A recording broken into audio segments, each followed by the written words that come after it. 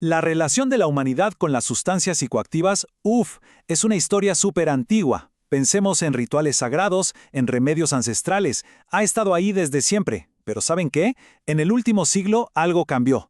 Y cambió de una forma radical. El peligro que vemos hoy es algo que nunca antes habíamos enfrentado. Y aquí es donde surge la gran pregunta, ¿no? O sea, si hemos convivido con estas cosas durante siglos, ¿por qué justo ahora el consumo se ha vuelto más letal que nunca? ¿Qué fue lo que cambió? Bueno, para entenderle tenemos que echar un vistazo hacia atrás, a la historia. Ok, empecemos por el principio. El camino que nos trajo hasta este punto es, en realidad, una historia de una transformación increíble. Vamos a ver cómo algo que era considerado sagrado se volvió mundano y cómo lo medicinal se convirtió en una simple mercancía, una con consecuencias globales. Miren, en la era precolombina, plantas como el peyote no eran una droga recreativa, para nada. Eran herramientas sagradas para la comunicación espiritual.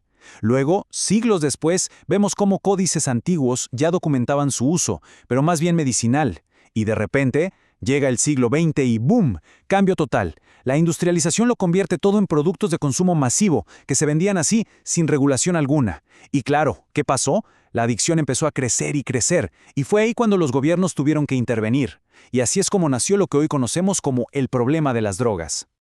Para resumirlo de una forma muy clara, lo que antes era sagrado se volvió mundano, lo medicinal se volvió un negocio, y un ritual milenario se convirtió en una crisis de salud pública. Así de simple y así de brutal. La industria y el comercio global básicamente reescribieron por completo nuestra relación con estas sustancias. Y toda esa historia, esa transformación, nos trae de golpe a la crisis de hoy. Y en esta crisis hay un grupo que está en la primera línea de fuego, el más vulnerable de todos, los adolescentes. Son ellos quienes, lamentablemente, se enfrentan a los peores riesgos. Y para que nos demos una idea de la escala del problema, es simplemente abrumadora. Hablemos de cifras.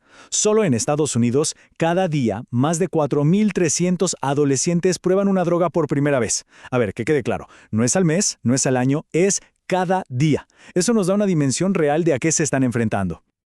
Ok, ¿y con qué están empezando? Pues miren, la mayoría, casi 2/3 de ellos, entran por la marihuana. Pero aquí viene lo que es de verdad alarmante. El segundo lugar. Uno de cada cuatro adolescentes empieza a consumir con medicamentos recetados, o sea, opioides y cosas así, que consiguen sin ninguna supervisión médica. Y empezar tan joven, las consecuencias son de verdad devastadoras. Estamos hablando de que el consumo de drogas está ligado directamente con las principales causas de muerte en jóvenes: accidentes de tráfico, homicidios, suicidios. Pero no solo eso. A largo plazo, el riesgo de desarrollar una adicción se dispara, afecta el cerebro que aún está en desarrollo y se relaciona con muchísimos más trastornos mentales. Y bueno, todo esto que hemos visto nos lleva directamente a la parte más letal de la crisis actual, a una verdadera tormenta sintética. Hablamos, claro, del fentanilo, un compuesto que, créanme, ha redefinido por completo la palabra peligro. Para entender bien el impacto del fentanilo, hagamos una comparación. Pensemos en la morfina, ¿ok? Ha sido por años el punto de referencia para un dolor muy fuerte.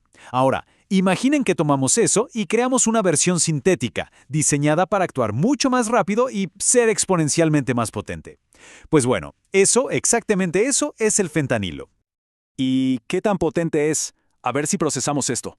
Es entre 80 y 100 veces más potente que la morfina. 80 a 100 veces. Esta cifra, así, tan brutal, es la que explica por qué el riesgo de una sobredosis es pero tan alto. Estamos hablando de que una dosis minúscula, casi invisible, puede ser fatal. La epidemia de opioides en Estados Unidos es como una tragedia en 3 actos. La primera ola empezó por allá de los 90s. El culpable, la prescripción masiva de analgésicos como el Oxycontin. Luego, ¿qué pasó? Cuando los pacientes ya no pudieron conseguir más recetas, muchos se vieron orillados a buscar en el mercado negro. Y ahí empezó la segunda ola, la de la heroína. Y la tercera ola, la que estamos viviendo ahora, es la del fentanilo. Fabricado ilegalmente, inundó por completo el mercado y las muertes por sobredosis, se fueron al cielo. Y el resultado de todo esto lo resume una estadística que te deja helado. Escuchen bien, hoy, el fentanilo es la principal causa de muerte para las personas de entre 18 y 49 años en Estados Unidos. Paremos un segundo a pensar en lo que eso significa. Esta sustancia, solita, mata más gente en ese rango de edad que los accidentes de coche, que los suicidios o que la violencia con armas. Es increíble. Todo este camino, esta escalera hacia drogas cada vez más peligrosas, nos trae a un debate clásico, la famosa teoría de la puerta de entrada. ¿Saben? Esa idea de que una cosa lleva a la otra. ¿Pero es realmente así? ¿El consumo de una sustancia te abre la puerta a la siguiente? A ver, vamos a ver qué nos dice la evidencia. La teoría, en el fondo, es bastante sencilla. Básicamente dice que empezar a consumir sustancias que se consideran menos dañinas, como el tabaco o el alcohol, puede aumentar el riesgo de que una persona termine probando drogas ilícitas mucho más peligrosas. Y para esto hay un estudio clave hecho en México que es muy revelador. Fíjense en esto. Tomaron un grupo de personas que consumen drogas ilegales y les preguntaron con qué empezaron. El resultado, un porcentaje altísimo, de verdad abrumador, empezó su camino con el tabaco.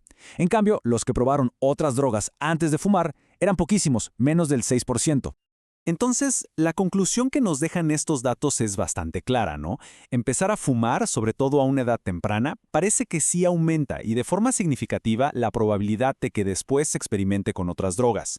Es como si el tabaco fuera el primer escalón de una escalera muy peligrosa. Ok, ya entendimos la magnitud del problema. Ahora, la pregunta del millón. ¿Cómo lo enfrentamos? ¿Qué se puede hacer? Para eso, vamos a explorar algunas soluciones. Y vamos a ver un caso de estudio muy interesante. La Estrategia Nacional de México. Ellos están construyendo un camino nuevo, enfocado totalmente en la prevención. La estrategia mexicana es súper interesante porque se basa en 3 niveles, como 3 capas de protección. El primer nivel lo llaman universal, y es para todo el mundo. Talleres en las escuelas, en las comunidades, para enseñar a pensar críticamente y a resistir la presión social.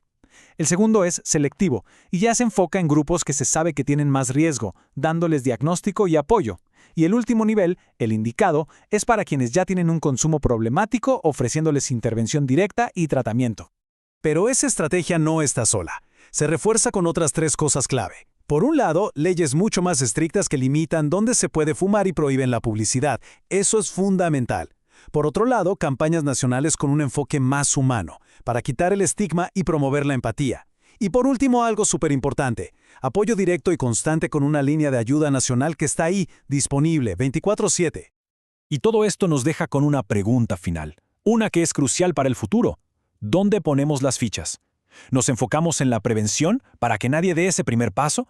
¿O en el tratamiento para ayudar a los que ya están en problemas? ¿O quizá en la reducción de daños, simplemente para mantener a la gente con vida? La verdad es que la respuesta probablemente no sea elegir solo una. Quizá la clave sea tejer las 3 juntas, como una red de seguridad mucho más fuerte, más humana. La verdadera pregunta que queda en el aire es, ¿estaremos a la altura del reto para construirla?